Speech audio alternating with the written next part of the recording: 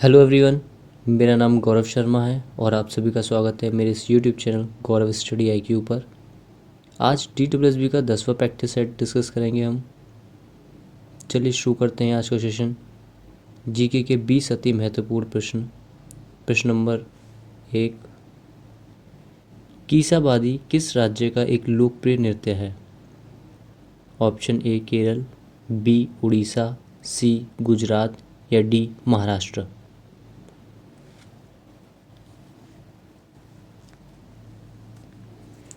इसका सही जवाब है ऑप्शन बी उड़ीसा। प्रश्न नंबर प्रश्न नंबर 2, निम्न में से कौन सा गीत प्रियजनों की मृत्यु पर शोक जताने के लिए गाया जाता है? ए फुगरी, बी मांडो, सी बनवारे या डी देखनी। ऑप्शन सी बनवारे एक शोक गीत है। प्रश्न नंबर 3, निम्न में से किसे पूर्व का महाकुंभ कहा जाता है? बिहू को, उगादी को, अम्बुबाची को या मोढेरा को। आज के सेशन में मैंने ज़्यादा से ज़्यादा क्वेश्चन स्टैटिक जीके से लिए हैं। मुझे कमेंट आया था एक बच्चे का कि सर स्टैटिक जीके से ज़्यादा क्वेश्चन रखिएगा, तो इस बार मैंने स्टैटिक जीके से ज़्यादा क्वेश्चन रखे हैं। इसका सही जवाब है ऑप्शन सी अम्बुबाची मेला। अम्बुबाची मेला असम में लगता है और ये आपने सुना होगा कामाख्या देवी का मंदिर, वहाँ लगता है ये।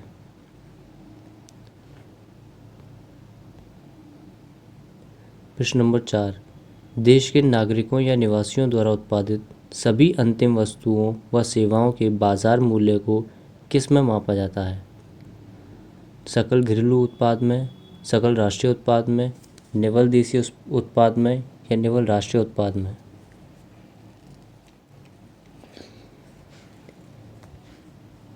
इसका सही जवाब है ऑप्शन बी सकल राष्ट्रीय उत्पाद, ग्रॉस नेशनल प्रोडक्ट GNP।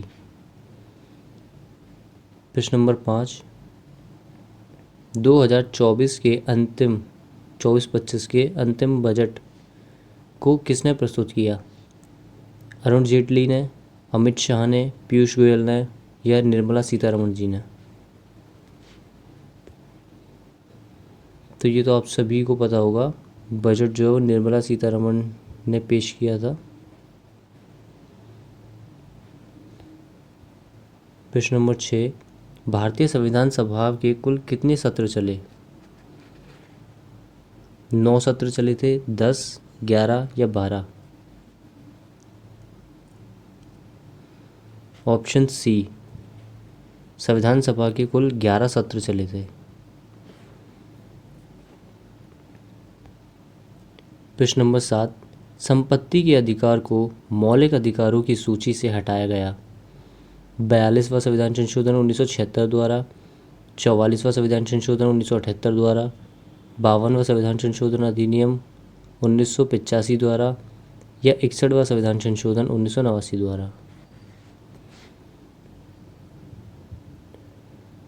संपत्ति के अधिकार को मौलिक अधिकारों से हटाकर कानूनी अधिकार बनाया गया 44वें संविधान संशोधन 1978 के तहत।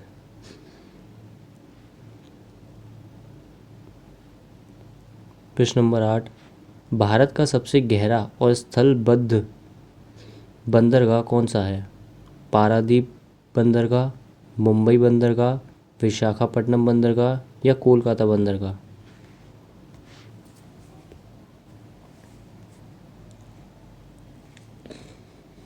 ऑप्शन सी विशाखापट्टनम बंदरगाह, ये भारत का सबसे गहरा और स्थलबद्ध बंदरगाह है। प्रश्न नंबर 9, निम्न में से कौन सा एक जोवियन ग्रह है? बुध ग्रह, पृथ्वी ग्रह, मंगल ग्रह या बृहस्पति ग्रह। इसका सही जवाब होगा ऑप्शन डी बृहस्पति ग्रह। जोवियन ग्रह मतलब आपने देखे हैं 8 ग्रह टोटल, तो जो चार बाहर वाले हैं ना, चार तो सूर्य के नज़दीक हैं और चार सूर्य से दूर हैं। तो जो दूर हैं और बड़े हैं और गैस के बने हुए हैं वो हैं जोवियन ग्रह। और जो अंदर चार है, बुध, शुक्र, पृथ्वी और मंगल, ये चट्टानों के बने हुए हैं, ये टेरेस्ट्रियल ग्रह हैं। और ये जोवियन ग्रह हैं जो बाहर वाले हैं, बड़े वाले। प्रश्न नंबर 10, निम्न में से किस महाद्वीप से तीनों रेखाएं कर्क रेखा, भूमध्य रेखा तथा मकर रेखा गुजरती है? एशिया महाद्वीप से, अफ्रीका महाद्वीप से, ऑस्ट्रेलिया महाद्वीप से या यूरोप महाद्वीप से?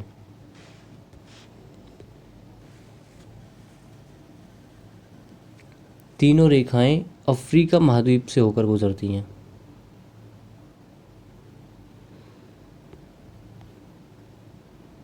प्रश्न नंबर 11, छोटा नागपुर पठार की सबसे ऊंची चोटी कौन सी है? पारसनाथ, धूपगढ़, गुरु शिखर या महेंद्रगिरी? Option A Parasnath.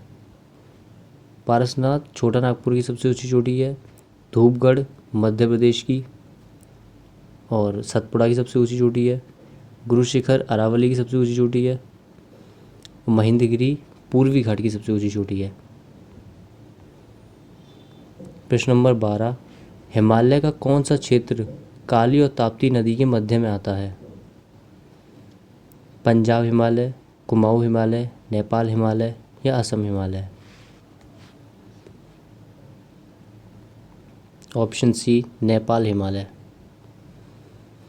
पंजाब हिमालय सिंधु और सतलुज नदी के बीच में पड़ता है। कुमाऊं हिमालय सतलुज और काली नदी के बीच में पड़ता है। नेपाल हिमालय काली और ताप्ती नदी के मध्य में आता है। और असम हिमालय ताप्ती और ब्रह्मपुत्र नदी के मध्य में आता है।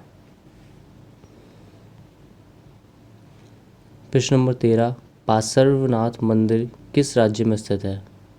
गुजरात में, राजस्थान में, महाराष्ट्र में या कर्नाटक में?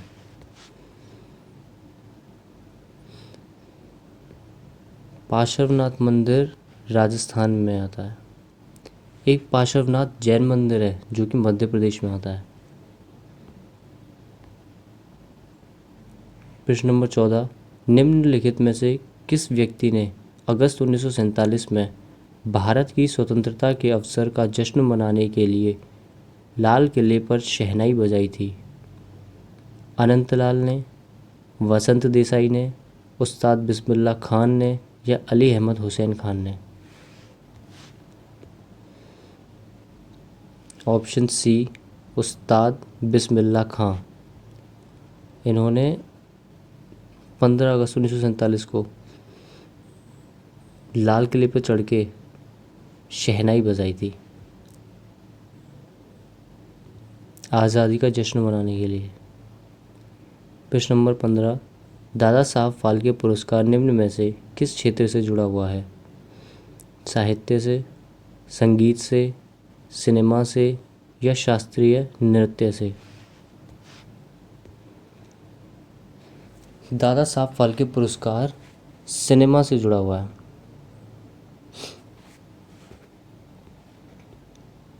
प्रश्न नंबर 16, स्ट्रेट ड्राइव पुस्तक के लेखक कौन हैं?